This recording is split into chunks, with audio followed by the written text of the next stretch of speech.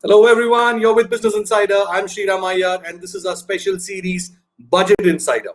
And because Atmanirbhar Bharat or Self-Reliant India also needs foreign investors, we have with us a very special guest, Richard Rossow, Senior Advisor of the Wadhwani Chair at Center for Strategic and International Studies. It's a think tank based out of Washington, D.C. And what a time to be having Rick with us, a day before Joe Biden's inauguration, when he gets sworn in as the next president of the United States. Rick, I'm sure the mood in DC is as excited as tense. We've come to an end of a dramatic sequence of events over the last couple of months. And definitely United States would want to be seen in a better light in the rest of the free world. But more importantly for us watching all of this unfold from India, it is truly exciting to see a big chunk of Indian Americans joining the Biden cabinet in in sort of different scope of sort of powers and responsibilities, but at the same time, their Indian ancestry tends to make us all proud. Here, talk to us about this new look of the American White House, the cabinet, and the staffers, and what does it mean for India? Well, thanks for having me on, Sriram. And I think you're right. It really is kind of a mix in Washington right now of excitement, but also a little bit of tension. Everybody concerned about what may happen over the next couple of days, both in Washington as well as state capitals across the United States, when this mix of white nationalists and others looks like they're going to make another attempt to try to make their voices heard and voices known as we have this transition. But I think a lot of people are very excited, too, about what's going to take place just around the corner. An administration coming in where we expect to have a lot more stability, rebuilding of relationships, and hopefully escalating those relationships that I think require more focus, more attention, and more leadership. It's not to say, of course, that everything was wrong over the last 4 years. We've seen, for instance, a more confrontational approach to China, which many people in this town, even Democrats, support.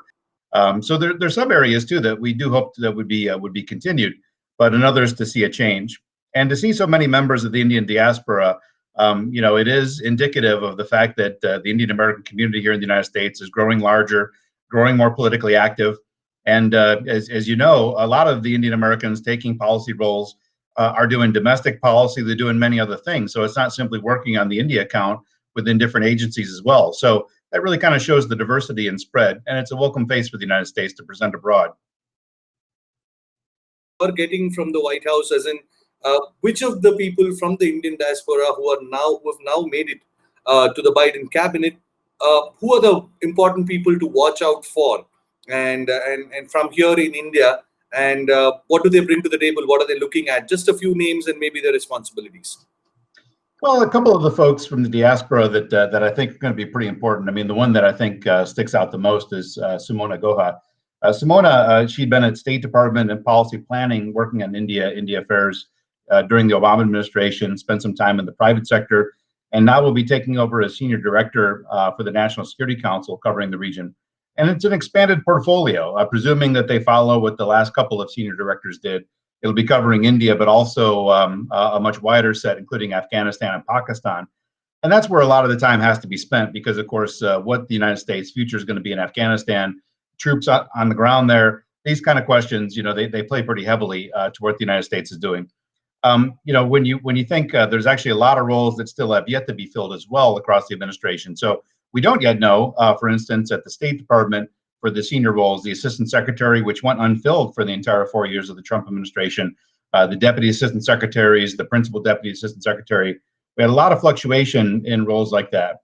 But even apart from members of the diaspora, one of my own colleagues at CSIS, Dr. Kathleen Hicks, was announced to be the Deputy Secretary of Defense. And she and I collaborated on a project a couple of years ago, which you can find online, looking at the future for U.S.-India defense relations. So, Sriram, it's great to see, of course, Indian Americans in roles, but also a lot of folks that don't have Indian heritage and ancestry actually have bothered to spend, additional time on India when they can. So a good group coming together, I think that's going to be good for the relationship.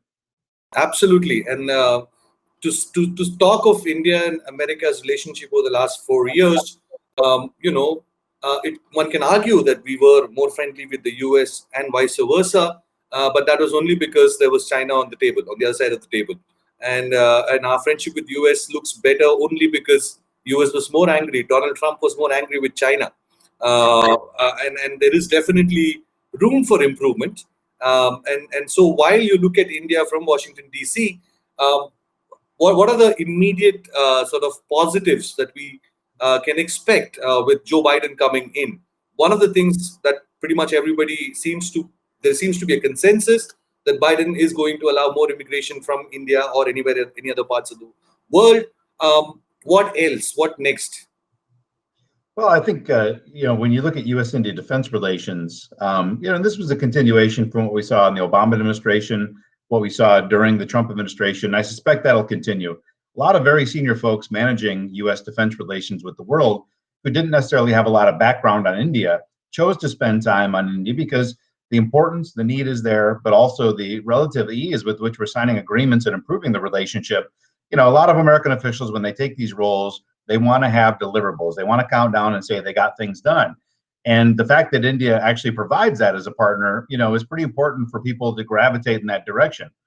On trade and commercial relations, you had a mixed bag. I think our governments had a very contentious relationship. Even concluding this mini trade agreement, proved to be impossible during the Trump administration. Both sides are taking protectionist steps on a regular basis. With India's budget coming up, we'll see if this deepens. But on the flip side of that, Sriram, you actually did see, at least pre-COVID, a pretty hefty spike in U.S.-India commercial relations in terms of practicalities. U.S.-India goods trade was growing, India service trade was growing, and India still today, in fact, if you look at the most recent foreign investment numbers, is hitting all-time records in terms of foreign direct investment. Not quite the level that China and some other countries had hit in their past, but certainly records for India's own. We don't know exactly how much of that comes from the United States because, as you well know, the government of India's numbers, they tend to focus on Mauritius and Singapore, the places through which a lot of companies invest. But I think defense will continue. I think trade, hopefully we'll get a bit of a reset and a climb down from this protectionist steps that we've seen recently. Another big increase, I think, in terms of U.S.-India relations is going to be on climate change. Good area of cooperation during the Obama administration. Prime Minister Modi certainly is a believer. India is setting big targets for climate change cooperation, renewable energy in particular. And, you saw the Trump administration really focus on trying to sell oil and gas to India. I think climate change is another area you're going to see grow. So as you pointed out, immigration hopefully will be less of a pain point. Defense relations will continue in an upward trajectory. Commercial relations, they were pretty rocky before, so presumably they won't at least get worse. And climate change, those are the areas we look at, I think, and hope to see some good improvements. I want to pick up on that thread on defense, India-US defense ties. I want to talk about Trump's love for big oil and fracking and all of those things, and how, to an extent, it actually helped India by increasing the oil supply. But we'll come to that in just a bit. Before that, talking about India-US defense ties, there is a lot of chatter around how US under Biden is going to react to India buying S-400 missiles from Russia. And there are some quarters which are saying that there may be sanctions on India if India goes ahead. So it seems like Biden is going to be as harsh on Russia's friends and India if it chooses to be to do any kind of defense deal with Russia. Is that something to fear about? Yeah, I think when you think about the next 4 years, the single biggest obstacle that we can put our finger on today is going to be India's relationship with Russia, and particularly the S-400 missile defense deal. There is, within the U.S. Sanctions Authority, CAATSA, the Countering American Adversaries Through Sanctions Act, CAATSA is the law. There is a narrow waiver authority that's included in the CAATSA legislation, which was expanded early during the Trump administration. But the waiver authority itself is still extremely narrow, and there's some questions about which countries would potentially be able to make it through. And in fact, there still are onerous restrictions, even when a country is given a waiver. And I know that many of us that watch the India lane carefully in this space have also been keeping an eye on what's been happening with Turkey. Now, we think certainly defense cooperation with Turkey is probably moving in a little bit different direction with India. But Turkey is a treaty ally of the United States, and the United States chose to sanction Turkey for acquiring and operating the S-400 missile defense system. So I think right now, even though we know this is on the horizon, you haven't seen it kind of reduce the horizons in terms of what U.S.-India would be doing in recent years. So it's kind of hanging out there, but everybody's been happily trying to ignore it as long as they can. But over the next 4 years, at some point, whether it's the end of this year, next year, you always see different dates for when India's going to begin taking possession of the S-400. That's the single biggest obstacle. And right now, I don't see a pathway through. The United States' efforts have largely been trying to focus on India dropping the deal, the United States coming late to the game and offering competing systems. That wasn't taken up. So I think strategy number two, we have yet to figure out. I don't know that I think the Biden administration is necessarily looking to sanction India for this. They just haven't had an opportunity, I think, to put themselves on record in a meaningful way to say which way they're going to go to. So it's a big danger right now. I think further amendments to the law are probably going to be important to give the space, to give the waiver, but you've also got to see the intent there. And so that's what we're going to be looking for early on, too, with some of the appointments that we see coming in the administration. Russia is definitely a sore nerve as far as India-US relationship is concerned. Just for our viewers, to simplify what Rick just explained, if you don't know anything about defense, if you don't know anything about what's happening between India and Russia, India wants to buy missiles from Russia. The S-400 is what they are called, and US does not like the idea. And under Donald Trump, it was feared that if India goes ahead and does buy them, then there may be sanctions from the US, which means economic loss, trade loss, all of those things, loss of capital that's flowing in from the US, all of those things. And as far as Rick is concerned, even the Biden administration is likely to be just as tough as Donald Trump would have been. And that is something that could play out over the next 1 year, he says, and we will see how it plays out. Meanwhile, voices from India will argue, Rick, that you want us to be a friend, right? US wants India to be a friend. US wants India to be a strong friend to take on China at a regional level and be a counter to everything that China stands for. The opacity, the lack of democracy, just as a symbol, as a power, as everything that India can be, as an economy as well. And therefore, what do you think the Biden administration would be willing to put on the table to make India accept some of those no-go areas like Russia or anything else? What is it that US can? What are the negotiation chips on the table for you as far as US is concerned? Well, I don't look at China and India's stance vis-a-vis China as a U.S. negotiating chip. I think India itself fully, when you think about land border issues, you think of cybersecurity issues, you think of overt and covert support to forces that are anti-India from other corners, whether it's Maoist potentially, whether it's Pakistan. You think of maritime issues. The PLA Navy is operating a lot more actively in the Indian Ocean. So this isn't a chip for the United States to play. And I don't think the United States in any regard is going to look to entice India per se against, what it does with Russia. Just sort of hopes that, when you think about being a responsible global player and some of the things that Russia has done in recent years, and that includes invading 2 European countries. That includes, trying to meddle with multiple democracies, not just the United States, but you see a long history of trying to mess with democratic elections across the region, across its own region as well. When you look at these steps, I think there is some hope that India itself will look at this and say, have I lashed my rope onto a partner that's trying to destabilize the system that, at least in my own neighborhood, I support. That being said, I think China is kind of the counter angle to that. If India is doing enough to counter China's advances in the region, to support regional security initiatives, then I think that's the biggest counterpoint. So would it be that India decides that Russia is too dangerous to play with? Kind of this recognition that they are a destabilizing actor, even if it's not in India's neck of the woods.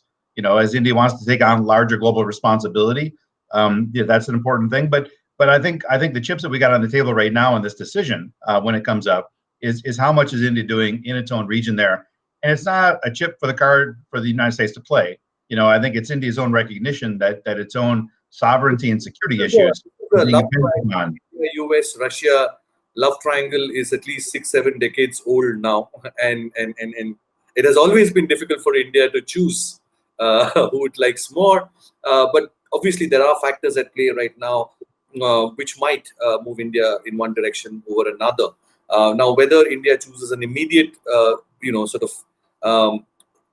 priorities or takes a long-term view of what needs to be done is something that will be visible in the days to come. And therefore, on that note, I want to take you beyond Biden and US and what India looks like to folks like you in Washington, D.C., to the topic at hand, which is budget, the big budget that's coming up, 2021, post-COVID. A budget that could possibly be a big catalyst or should be a catalyst in reviving the Indian economy to a point where it can sort of make good the losses incurred in the last 1 year and stay true to its potential as one of the biggest major economies in the world. So you, as part of CSIS, Center for Strategic and International Studies, the way I look at you, Rick, and over the last 3-4 years, we've interacted in the past, and you've been a big votary for the current government led by Narendra Modi. You've been very optimistic that the reforms will go through, and to a point where you've really been very appreciative of the digital steps taken to boost India's digital economy, and including demonetization. Correct me if I'm wrong. You were a votary in support of demonetization. Politically. Politically it made sense. Economically, no. I wouldn't put that in my no. So a lot of you've liked a lot of things or the promise that Modi brought to the table. But of course, in October 2020, when you took stock and you have a big list of reforms that you were expecting on your website, and you have put it's a very useful website for our viewers to visit who are trying. Whenever you hear the word reform as a common man, and you don't know what people are talking about, please visit CSIS website. It is extremely useful. And it's like a cheat sheet to understand Indian economy and all that, one side of the economists are talking about, right? You might find arguments against it, but it's a good place to start. So on that website, you have a long list of reforms that you would have liked from Narendra Modi, and a lot of which many people will disagree with. But even on your own list, as of October 2020, there were only 4 out of the 17 odd which you wanted have been delivered on. So are you disappointed, or do you think it would have taken this long anyway? Well, it's kind of went in fits and starts. I think was I supportive? I think initially, we saw when Prime Minister Modi was first elected in 2014, we'd established a first iteration of this reform scorecard then, 30 big reforms that we wanted the government to take a look at. Not ones they themselves had said, and some of them politically we knew would be near impossible. Many of them might be very divisive, although both iterations have been done very much in conjunction with a lot of our friends in India, a lot of India's top economists, trade associations, think tanks, and things like that.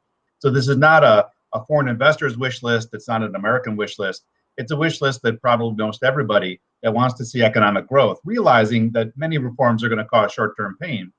When the Modi government was first elected in 2014, of these 30 reforms, they got 9 of them done during its first term, but 6 of those were the first year in office, meaning that you saw them get out of the gates early with a lot of big reforms.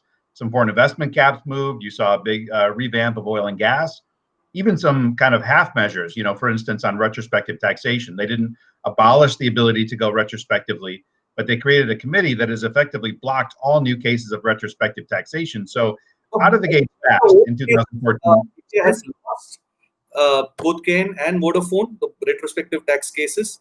India has lost the arbitration in both the cases. But as of now, it doesn't seem like we are giving up. We want that pound of flesh. Yeah, but no new cases. What I'm saying is those 2 cases predated Modi coming to office. And I think everybody would also like to see them drop both of those cases when they have those moments. But there have been no new cases. And that's very significant. There's a committee that the Ministry of Finance has that reviews any attempts by an assessor to look retrospectively.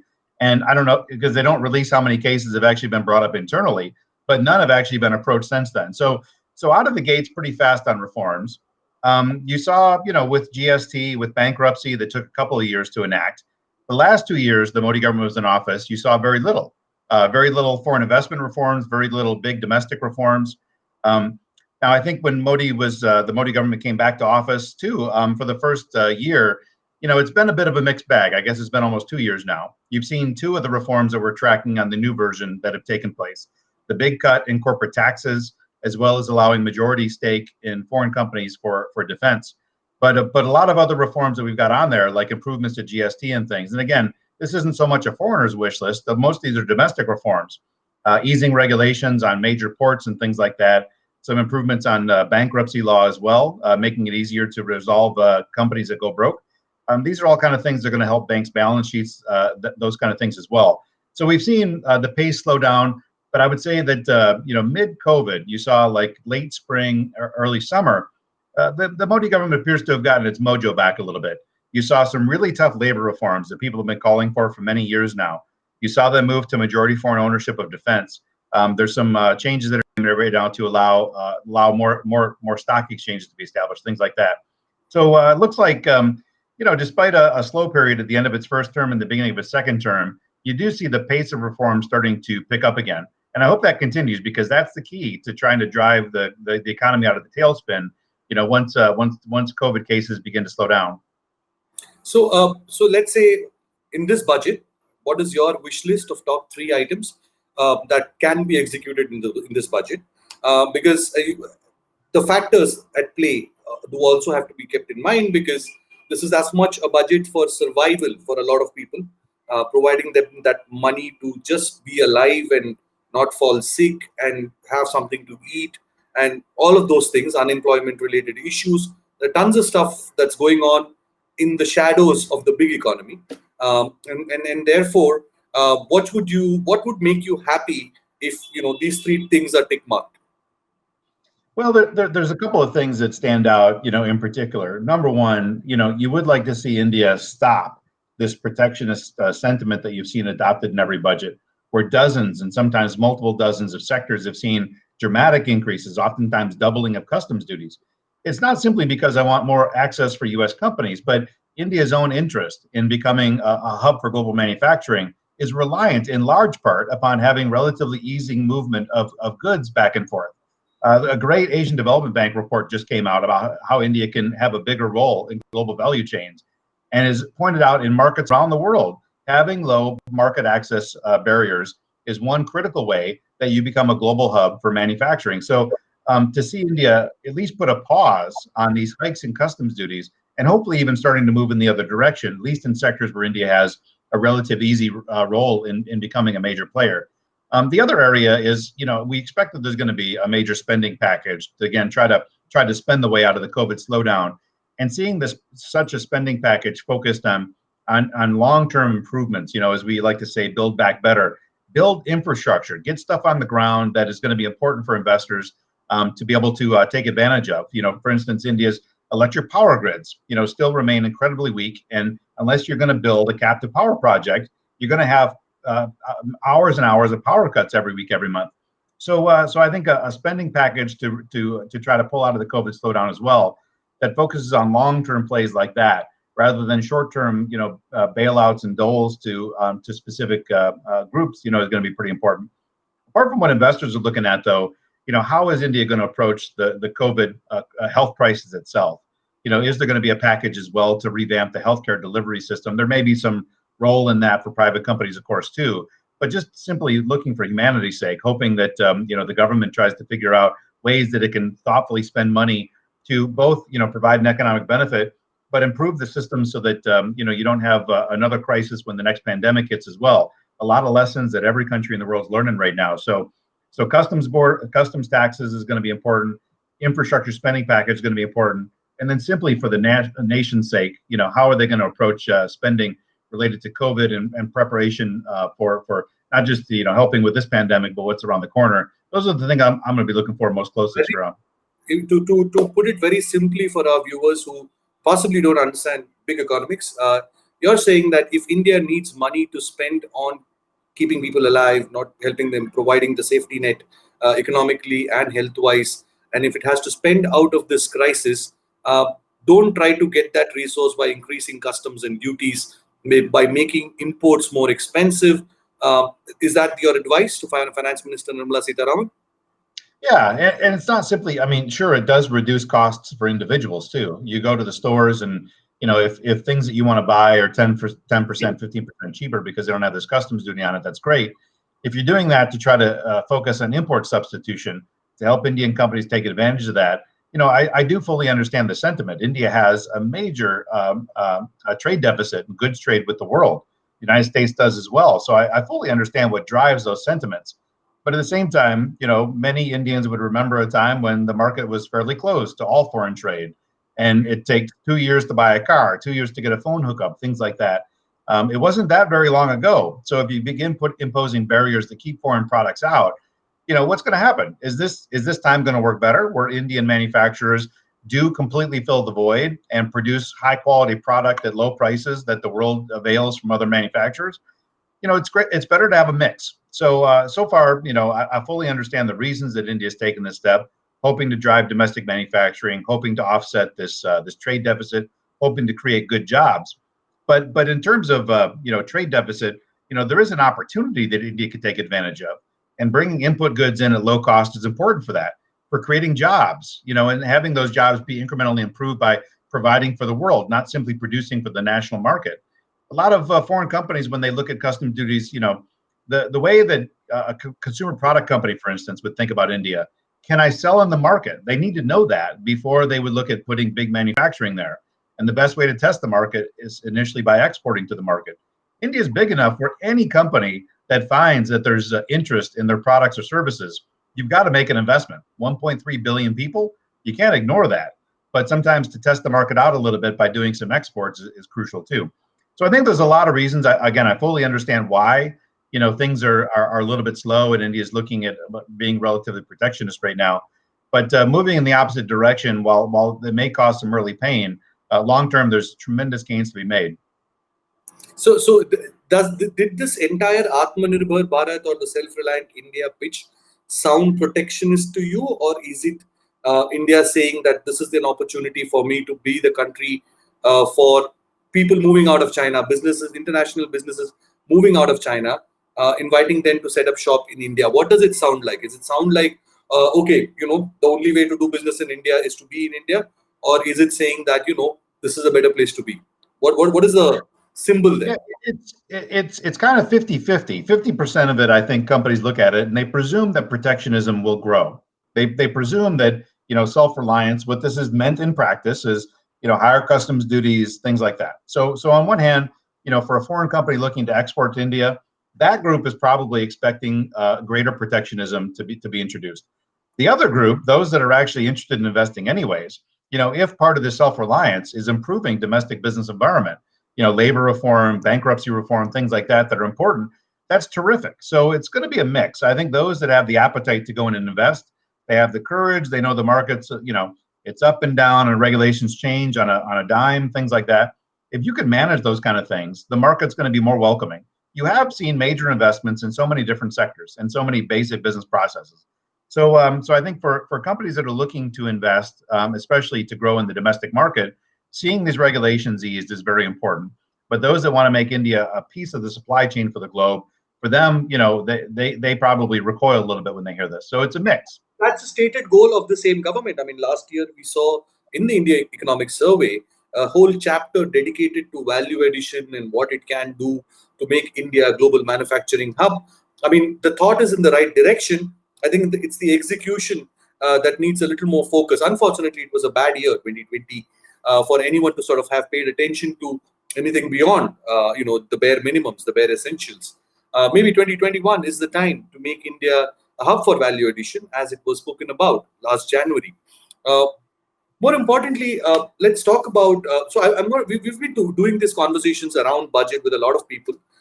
So one of the foreign investors, a big portfolio investor across the world, who has stayed out of India over the last year or two, and he told me, he said, if you want me to come and invest in India, please make it easier. And that was his one-line answer to all the problems. Now, beyond the custom duties and import duties, what are the procedural hurdles? Like, for example, I'm listening to one of the recommendations of making a single portal, of approvals, and making it, shortening the approval process for foreign businesses wanting to come into India to 10 days or less. Right now, it's about 17 in India, which is much worse than the rest of South Asia. Our own neighboring countries do better than India. So these are some of the tidbits that I picked up from CSIS, and I'm just rattling it off right back at you. But what I'm trying to say is, are there procedural hurdles that can be fixed instantaneously and have not been done? Yeah.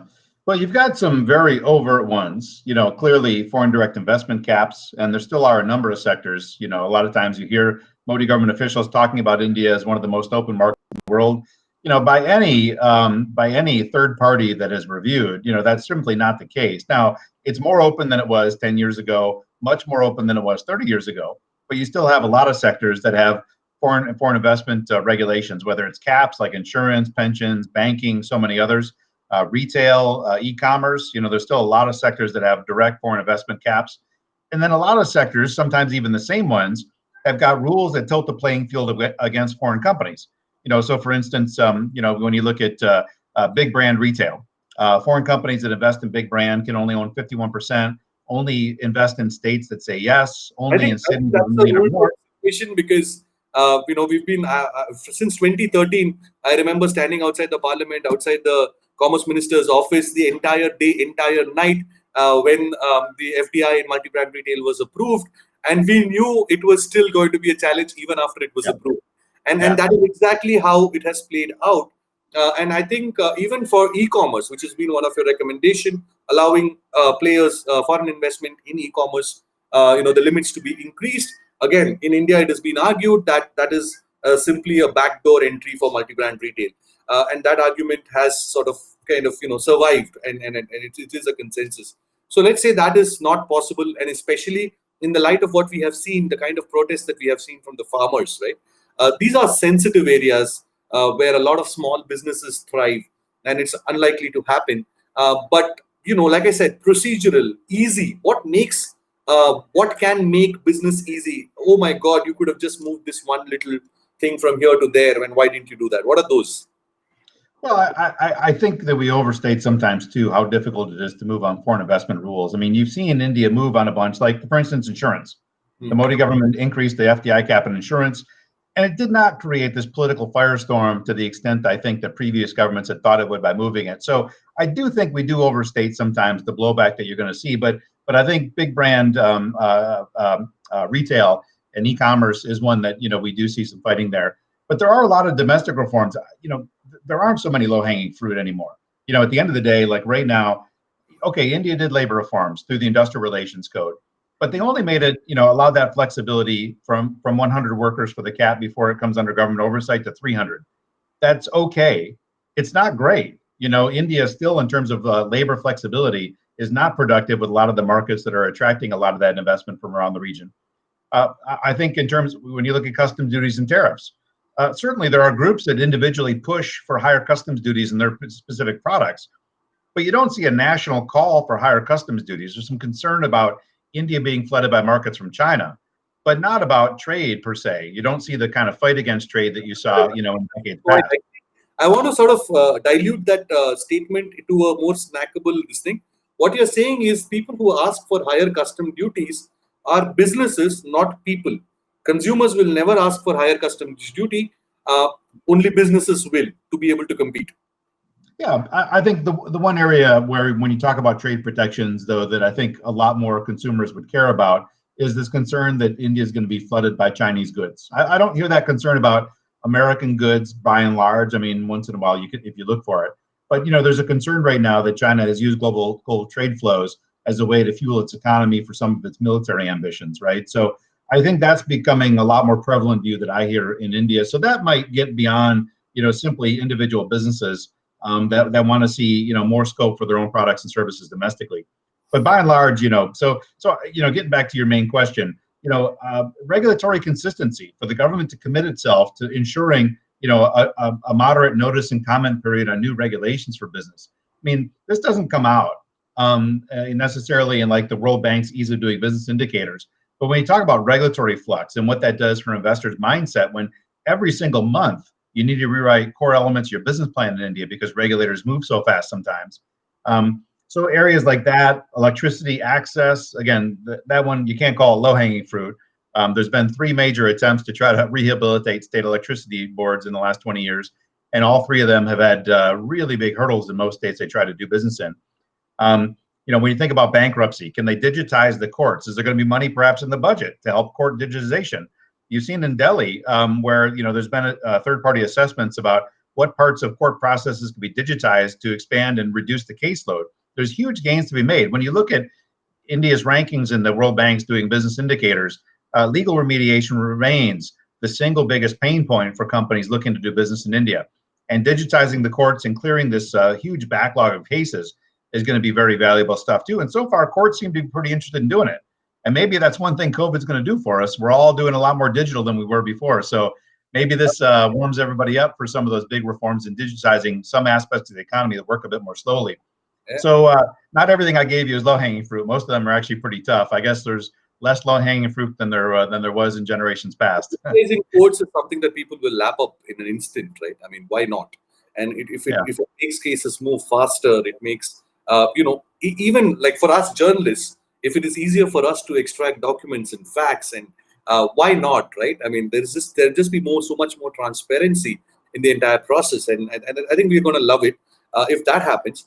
And of course, from bankruptcy, this government has been sort of keen on improving that process as it goes. I hope we hear some solid news from Finance Minister Nirmala Sitharaman on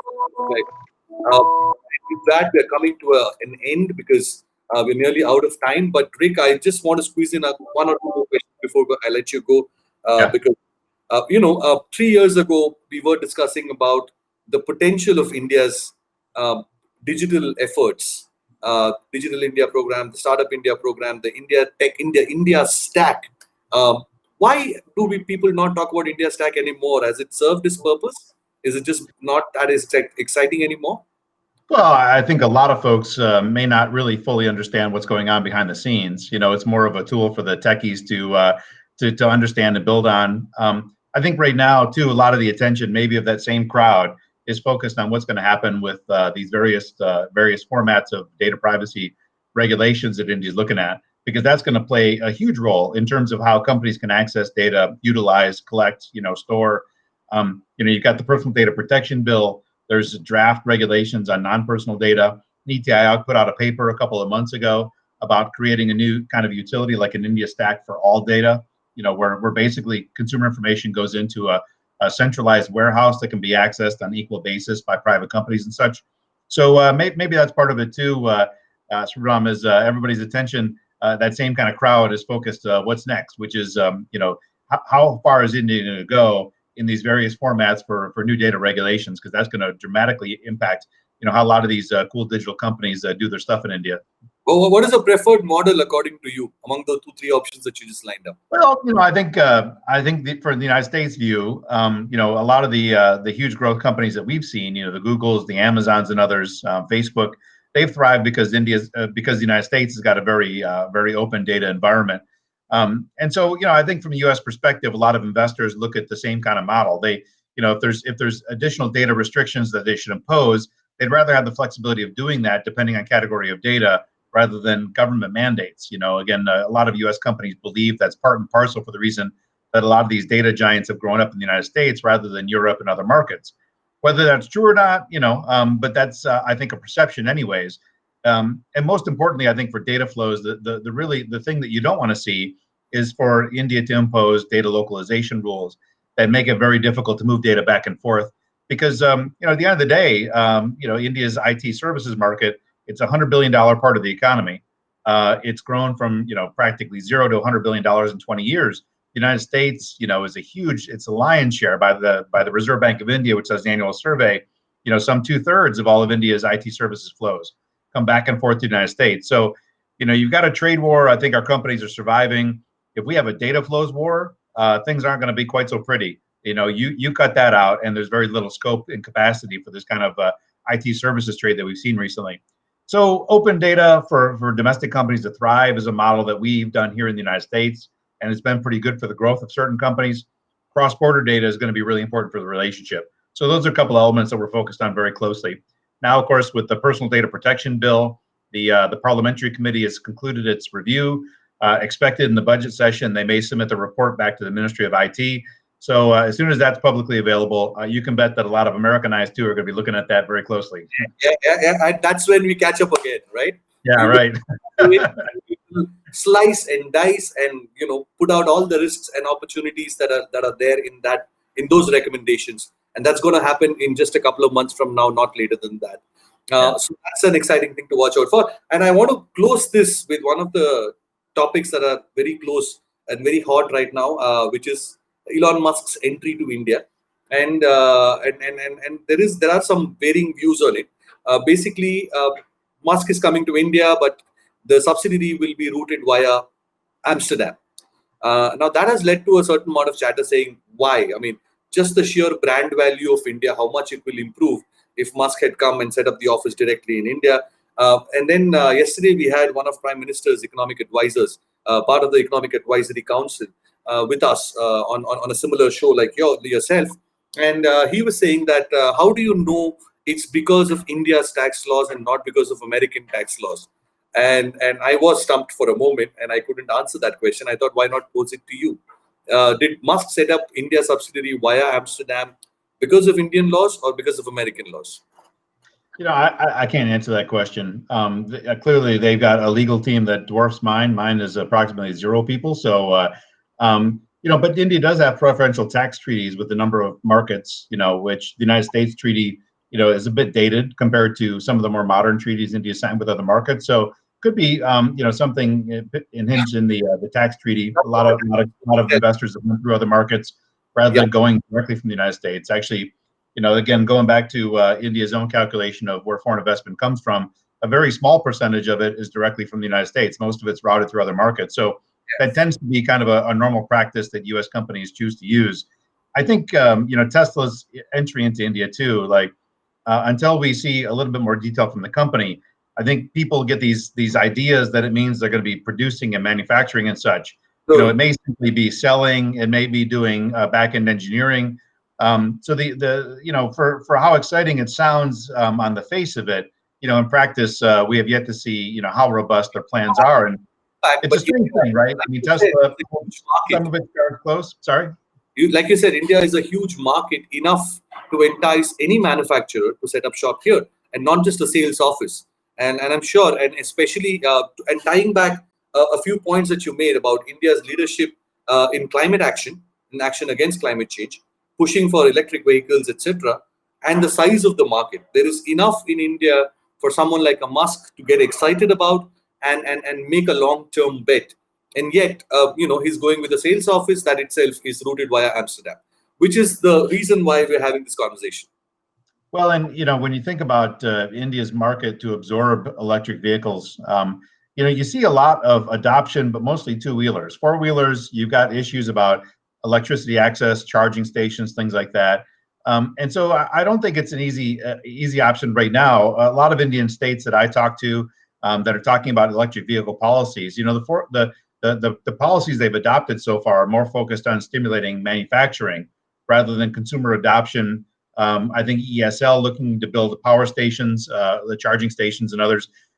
You've got to get a lot of the mechanics right and the infrastructure right before I think Tesla's going to see a big market, because Indian consumers understandably still have a lot of anxiety about electric vehicles on the road. It might make for a nice second vehicle, but not a primary, just because you're worried there's times you can't utilize it to its full extent. So it's good. I mean, I think any company that's looking for big growth in the world, India is going to provide that. You've got to get a toehold to start doing business there, even before it may make pure play business sense to start building your reputation and brand.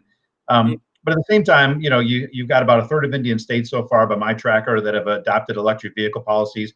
Many others will be doing so. The central government is trying to stimulate manufacturing and to some extent consumer adoption. So being there, makes a lot of sense, even if it's not going to be a huge market for them today. Get in, start mixing it up, right, and maybe you can shape some of the policies and regulations, that'll make it easier to sell and possibly later down the road to manufacture. Absolutely. And on that note, I think we're completely timed out. Thank you so much. 2021 may be the year for India to make a statement about its intent on being a major power, economic power in the world, and electric vehicles, foreign investment in key sectors, and becoming a manufacturing hub as well as a value addition hub, which creates a lot of employment, may be the way to do it. And on that note, thank you so much, Rick, for taking time out. I'm sure all our viewers loved it. and we look forward to having you again. Like I said, data protection, the privacy bill once it's passed, and maybe even right after the budget, do take out a few minutes, join us, and tell us if any the items on your wish list were ticked on the budget day. Look forward to that. Now, sounds good, Sriram. Thanks for having me on. I appreciate it. My pleasure. Thanks everyone for watching. This is Sriram Iyer signing off.